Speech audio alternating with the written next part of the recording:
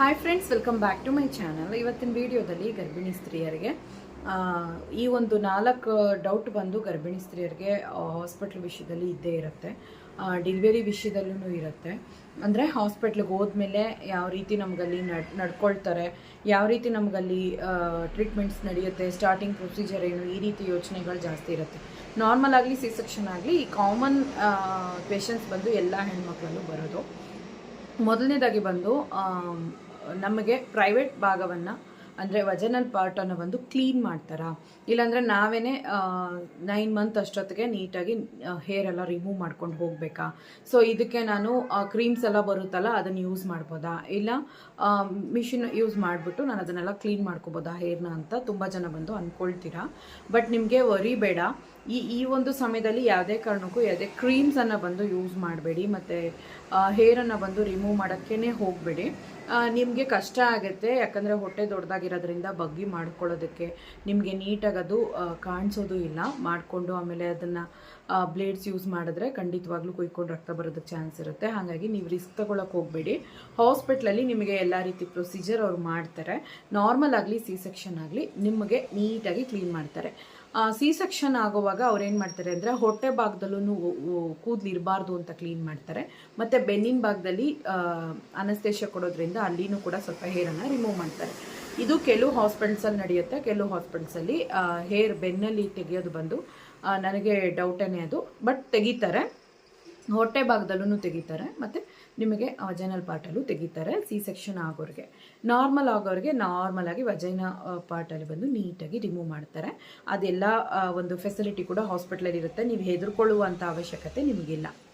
ಎರಡನೇದು ಬಂದು normal delivery ಟೈಮಲ್ಲಿ ಪೇಯ್ನ್ ಜಾಸ್ತಿ ಇರೋದ್ರಿಂದ ಟಾಯ್ಲೆಟ್ ಪಾಸ್ ಆಗುತ್ತಾ? ಯಾಕಂದರೆ ಅದು ನೋವೇ ಆ ರೀತಿ ಇರುತ್ತೆ. ಮಲವಿಸರ್ಜನೆ ಮಾಡಬೇಕು, ಮೋಷನ್ ಮಾಡಬೇಕು ಅನ್ನೋ ಥರ ಹಿಂಸೆ ಆಗ್ತಾ ಇರುತ್ತೆ ನೋವು.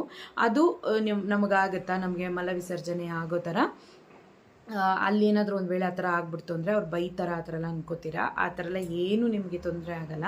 ಯಾಕಂದರೆ ಅಲ್ಲಿ ಇನಿಮಾ ಅಂತ ಕೊಟ್ಟು ಒಂದು ಲಿಕ್ವಿಡನ್ನು ಇನ್ಸರ್ಟ್ ಮಾಡ್ತಾರೆ ಟಾಯ್ಲೆಟ್ ಮಾಡೋ ಪ್ಲೇಸಲ್ಲಿ.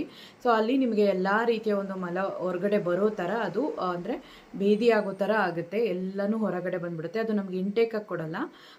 ನಮ್ಮ ಡೌನ್ ಪಾರ್ಟಲ್ಲಿ ಆ ಒಂದು ಪೈಪನ್ನು ಇನ್ಸರ್ಟ್ ಮಾಡಿ ಇನಿಮಾನ ಒಂದು ಲಿಕ್ವಿಡನ್ನು ಕೊಟ್ಟು ಹಾಗೆಯೇ ಇಮಿಡಿಯೇಟಾಗಿ ಎಲ್ಲನೂ ಹೊಟ್ಟೆ ಕ್ಲೀನ್ ಆಗೋ ಥರ ಅವ್ರು ಮಾಡಿಕೊಡ್ತಾರೆ. ಒಂದು ವೇಳೆ ನೀವು ಎಮರ್ಜೆನ್ಸಿಯಿಂದ ಹಾಸ್ಪಿಟ್ಲಿಗೆ ಮನೆಯಿಂದ ಹಾಸ್ಪಿಟ್ಲಿಗೆ ಬಂದಿದ್ರೂ ಕೂಡ, ಹಂಗೆ ಒಂದು ವೇಳೆ ನಿಮಗೆ ಬಂದರೂ ಕೂಡ ಅವರೇನು ನಿಮ್ಮನ್ನು ಅನ್ನೋದಿಲ್ಲ. ಸೊ ಲಾಸ್ಟ್ ಮೂಮೆಂಟಲ್ಲಿ ಕ್ಲೀನ್ ಅನ್ನೋದು ನಡೆಯುತ್ತೆ. ಅದು ನೀವು ಹೆದರ್ಕೊಳ್ಳೋಕೆ ಹೋಗಬೇಡಿ, ಸರಿನಾ? ಅದು ಬಂದು ನಿಮ್ಮ ಹಾಸ್ಪಿಟ್ಲಲ್ಲಿ ನೀಟಾಗಿ ನೋಡಿ ಅದೊಂದು ಮಾಡ್ತಾರೆ. ಇದರಿಂದ ಮುಜುಗರ ಪಡುವಂಥ ಅವಶ್ಯಕತೆ ಇಲ್ಲ. ಮತ್ತು ನೆಕ್ಸ್ಟ್ ಡೌಟ್ ಬಂದು ನಮಗೆ ಈ ಒಂದು 9 ಮಂತಲ್ಲಿ ಡೆಲಿವರಿ ಅನ್ನೋ ಒಂದು ಟೈಮ್ ಹತ್ರ ಇರೋವಾಗ ಗಂಡ ಹೆಂಡತಿಯ ದಾಂಪತ್ಯ ಅನ್ನೋದು ಕ್ಲೋಸ್ ಇರ್ಬೋದಾ ಅಂತ ಕೂಡ ಕೆಲವರು ಡಾಕ್ಟ್ರ್ ಹತ್ರ ಕೇಳೋದಕ್ಕೆ ಹಿಂದೆ ಮುಂದೆ ಮಾಡ್ತೀರಾ. ಅಂದರೆ ಇನ್ನೇನು 10 ದಿವಸ ಇದೆ, ಇನ್ನೊಂದು ವಾರ ಇದೆ, ಇರ್ಬೋದಾ? ಇದನ್ನು ಡಾಕ್ಟ್ರ್ ಹತ್ರ ಕೇಳಿದ್ರೆ ಎಲ್ಲಿ ಬೈತಾರೋ, ಇಲ್ಲ ನಾಚಿಕೆ, ಈ ರೀತಿ ಮನಸ್ಸು ಕೂಡ ನಿಮಗಿರುತ್ತೆ. ನನಗೆ ಗೊತ್ತಿರೋ ಪ್ರಕಾರ ಡಾಕ್ಟರ್ಸ್ ಹೇಳೋದು ಬೇಡ ಅಂತಾನೆ. ಯಾಕಂದರೆ ಕೆಲವ್ರಿಗೆ ಯಾವ ಟೈಮಲ್ಲಿ ವಾಟರ್ ಬ್ರೇಕ್ ಆಗುತ್ತೆ ಅಂತ ಹೇಳೋಕ್ಕೆ ಬರಲ್ಲ, ಯಾವ ಟೈಮಲ್ಲಿ ಪೇಯ್ನ್ ಬರುತ್ತೆ ಅಂತ ಹೇಳೋಕ್ಕೆ ಬರಲ್ಲ. ಈ 15 ದಿವಸ ಅಂದರೆ ಈ EDD ಡೇಟಲ್ಲಿ 15 ದಿವಸ ಅನ್ನೋದು, ಈಗ 1ನೇ ತಾರೀಕು ಕೊಟ್ಟಿದ್ದಾರೆ ಅಂದರೆ ಪ್ರೀವಿಯಸ್ 15 ಡೇಸ್ ಏನಿರುತ್ತೆ, ಸೊ ಆ ದಿನಗಳು ಬಂದು ತುಂಬ ಸೂಕ್ಷ್ಮವಾಗಿರಬೇಕು. ಈ ಟೈಮಲ್ಲಿ ತುಂಬ ಹುಷಾರಾಗಿ ಕೇರ್ಫುಲ್ ಆಗಿರಬೇಕಾಗುತ್ತೆ. ಹಾಗಾಗಿ ನೀವು ಹುಷಾರಾಗಿ ನೋಡಿಕೊಂಡು ಡಾಕ್ಟ್ರನ್ನ ಈ ವಿಷಯನೆಲ್ಲ ಕೇಳ್ಕೊಳ್ಳಿ. ಕೆಲವ್ರಿಗೆ ಸ್ಟಿಚಸ್ ಹಾಕಿರ್ತಾರೆ, ಕೆಲವ್ರಿಗೆ ಟ್ರೀಟ್ಮೆಂಟಿಂದ ಪ್ರೆಗ್ನೆಂಟ್ ಆಗಿರ್ತಾರೆ, ಕೆಲವ್ರಿಗೆ ಪ್ಲಾಸೆಂಟಾ ಪ್ರೀವಿಯಾ ಇರುತ್ತೆ, ಬ್ಲಡ್ ಬ್ಲೀಡಿಂಗ್ ಡಿಸಾರ್ಡರ್ಸ್ ಇರ್ತವೆ. ಸೊ ಹೇಳೋಕ್ಕೆ ಬರಲ್ಲ ಇದೆಲ್ಲನೂ ಏನಾಗುತ್ತೆ ಅಂತ. ಆರಾಮಾಗಿ ನೀವು ಡಾಕ್ಟ್ರನ್ನ ಕೇಳಿ ಕನ್ಸಲ್ಟ್ ಮಾಡಿ ಆದಷ್ಟು ಅವಾಯ್ಡ್ ಆಗಿದ್ರೇ ಒಳ್ಳೆಯದು. ಇದು ಬಂದು ಅನ್ನೆಸೆಸರಿ ಪೇಯ್ನನ್ನು ಬಂದು ಇಲ್ಲದೆ ಇರೋ ಥರ ಮಾಡುತ್ತೆ. ಒಂದು ವೇಳೆ ನೀವು ದಾಂಪತ್ಯ ಇದ್ರಿ ಅಂದರೆ ಟೈಮ್ಗೂ ಮೀರಿ ನೋವು ಬರೋದಕ್ಕೆ ಚಾನ್ಸಸ್ ಜಾಸ್ತಿ ಇದೆ. ಸೊ ನಿಮ್ಗೆ ಇದ್ರ ಡೌಟ್ ಇತ್ತು ಅಂದರೆ ಡಾಕ್ಟರ್ನ ಬಂದು ನೀವು ಹೋಗಿ ಕೇಳೋದು ತುಂಬಾ ಇಂಪಾರ್ಟೆಂಟು. ಸೊ ಸಿ ಸೆಕ್ಷನ್ ಆಗಲಿ, ನಾರ್ಮಲ್ ಆಗಲಿ, ಇಲ್ಲ ಈ ರೀತಿ ಒಂದು ದಾಂಪತ್ಯದ ವಿಷಯನೇ ಆಗಿರಲಿ, ಇಲ್ಲ ಕ್ಲೀನಿಂಗ್ ವಿಷಯನೇ ಆಗಿರಲಿ, ಏನಿದ್ರು ಡಾಕ್ಟರ್ ಹತ್ರ ನೀವು ಕನ್ಸಲ್ಟ್ ಮಾಡಿ, ಏನೂ ತೊಂದರೆ ಇಲ್ಲ. ಯಾಕಂದರೆ ಪ್ರತಿಯೊಬ್ಬರಿಗೂ ಅಷ್ಟೇ ಡಾಕ್ಟರ್ಸು ಒಳ್ಳೆ ಸರ್ವಿಸನ್ನೇ ಕೊಡೋದು. ನಾವು ಕೇಳೋದಕ್ಕೆ ಹಿಂದೆ ಮುಂದೆ ಮಾಡ್ತೀವಿ ಅಷ್ಟೇ. ನಾವು ಕೇಳೋ ರೀತಿಯಲ್ಲಿದೆ ಅವ್ರು ಹೇಳುವಂಥ ಆನ್ಸರು. ಸೊ ನಾವು ತಿನ್ಕಾಡಿ ಕೇಳೋದು, ಭಯಪಟ್ಟು ಕೇಳೋದು, ಇಲ್ಲ ಕೇಳದೆ ಬರೋದು, ಇಂಥವೆಲ್ಲ ಮಾಡೋವಾಗ ಖಂಡಿತವಾಗ್ಲೂ ಪ್ರಾಬ್ಲಮ್ ಆಗುತ್ತೆ. ಏನೇ ಡೌಟ್ಸ್ ಇದ್ದರೂ ನಿಮ್ಮ ಎಂಥ ಪ್ರೈವೇಟ್ ವಿಷಯ ಆಗಿದ್ರು ಡಾಕ್ಟರ್ ಹತ್ರ ಕೇಳಿ ಕನ್ಸಲ್ಟ್ ಮಾಡಿ ನೀವು ಬನ್ನಿ. ಒಂದು ವೇಳೆ ನಿಮಗೆ ಅದ್ರ ಬಗ್ಗೆ ಕೇಳೋಕ್ಕೆ ಮರ್ತೋಗ್ತೀನಲ್ಲ ಹೋಗಿದ ತಕ್ಷಣ ಅನ್ನೋರು ಒಂದು ಸಣ್ಣ ಪೇಪರಲ್ಲಿ ನೋಟ್ ಮಾಡ್ಕೊಂಡು ಹೋಗಿ ಅದನ್ನು ಡಾಕ್ಟರ್ ಹತ್ರ ತೋರಿಸ್ಬಿಟ್ಟು ಹೇಳಿ ಕೂಡ ನೀವು ಕ್ಲಾರಿಫೈ ಮಾಡ್ಕೋಬೋದು. ಈ ಡೌಟ್ಸ್ ಬಂದು ಪ್ರೆಗ್ನೆನ್ಸಿಯಲ್ಲಿ ಇದ್ದೇ ಇರುತ್ತೆ. ಸೊ ಹಂಗಾಗಿ ಇದನ್ನು ಬಂದು ನಾನು ಹೇಳಬೇಕು ಅಂದ್ಕೊಂಡೆ.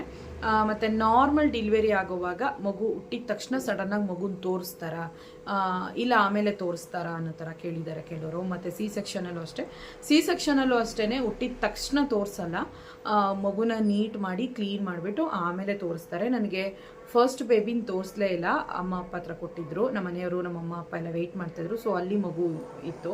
ಸೊ ನಮ್ಮ ಮನೆಯವರು ಎಲ್ಲರೂ ಪ್ರತಿಯೊಬ್ಬರು ಫಸ್ಟು ಅವರೇನೆ ನೋಡಿರೋದು, ಆಮೇಲೆ ನಾನು ಲಾಸ್ಟಲ್ಲಿ ನೋಡಿದ್ದು. ನನ್ನ ಎರಡನೇ ಮಗುನ ಫಸ್ಟಾಗಿ ಬಂದು ನಾನೇನೆ ನೋಡಿದ್ದು. ಸೊ ಹಂಗಾಗಿ ಅದು ಆ ಥರ ಇರುತ್ತೆ.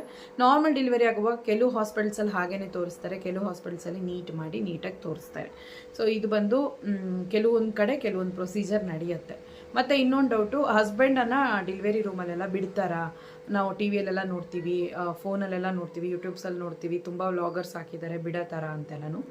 ಸಿ ಸೆಕ್ಷನ್ ಟೈಮಲ್ಲಿ ಬಿಡೋದಕ್ಕೆ ತುಂಬಾ ಪ್ರಾಬ್ಲಮ್ ಇದೆ, ಬಿಡೋದಕ್ಕೆ ಚಾನ್ಸ್ ಇಲ್ಲ. ಸಮ್ ಇನ್ಫೆಕ್ಷನ್ಸ್ ಆಗುತ್ತೆ ಅಂತ ಡಾಕ್ಟರ್ಸ್ ಬಿಟ್ಟು ಬೇರೆ ಯಾರನ್ನೂ ಒಳಗಡೆ ಅಲೋ ಮಾಡಲ್ಲ. ಒಂದು ವೇಳೆ ಮಾಡಬಹುದಾ ಅನ್ನೋದು ನೀವು ಕೇಳಿಕೊಂಡು ಬೇಕಾದರೆ ಇನ್ಫಾರ್ಮೇಷನ್ ತಿಳ್ಕೊಳ್ಳಿ. ಹಾಸ್ಪಿಟಲ್ಸಲ್ಲಿ ನಾರ್ಮಲ್ ಆಗೋವಾಗ ಬಿಡ್ತಾರೆ.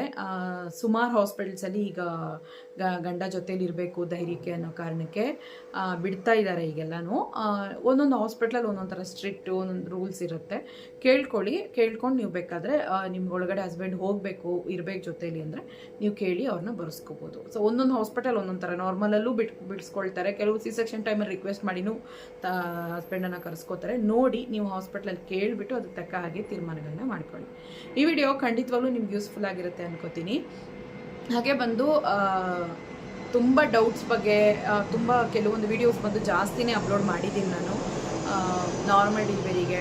ಮತ್ತು ಏನನ್ನು ಊಟ ಮಾಡಬೇಕು ನಾರ್ಮಲ್ ಡೆಲಿವರಿ ಹೇಳಿರೋರಿಗೆ, ಮತ್ತು ಸಿ ಸೆಕ್ಷನ್ ಇರೋರಿಗೆ ಊಟಗಳು ಯಾವ ಥರ ಇರಬೇಕು, ಮತ್ತು ಕೆಲವೊಬ್ಬರು ಸಿ ಸೆಕ್ಷನ್ ಟೈಮಲ್ಲಿ ಯಾವ ಥರ ಹೆದರ್ತೀರಾ, ನಾರ್ಮಲ್ ಟೈಮಲ್ಲಿ ಹೆದರುವಂಥದ್ದು, ಮತ್ತು ಲೇಬೋ ವಾರ್ಡಲ್ಲಿ ಯಾವ ರೀತಿ ಇರಬೇಕು, ಯಾವ ಥರ ನಿಮ್ಮನ್ನು ನೀವೇ ಮೋಟಿವೇಟ್ ಮಾಡ್ಕೊಬೇಕು, ಇದ್ರ ಬಗ್ಗೆ ಎಲ್ಲ ನಾನು ಬ್ರೀಫಾಗಿ ವೀಡಿಯೋಸ್ನ ತುಂಬಾ ಹಾಕಿದ್ದೀನಿ.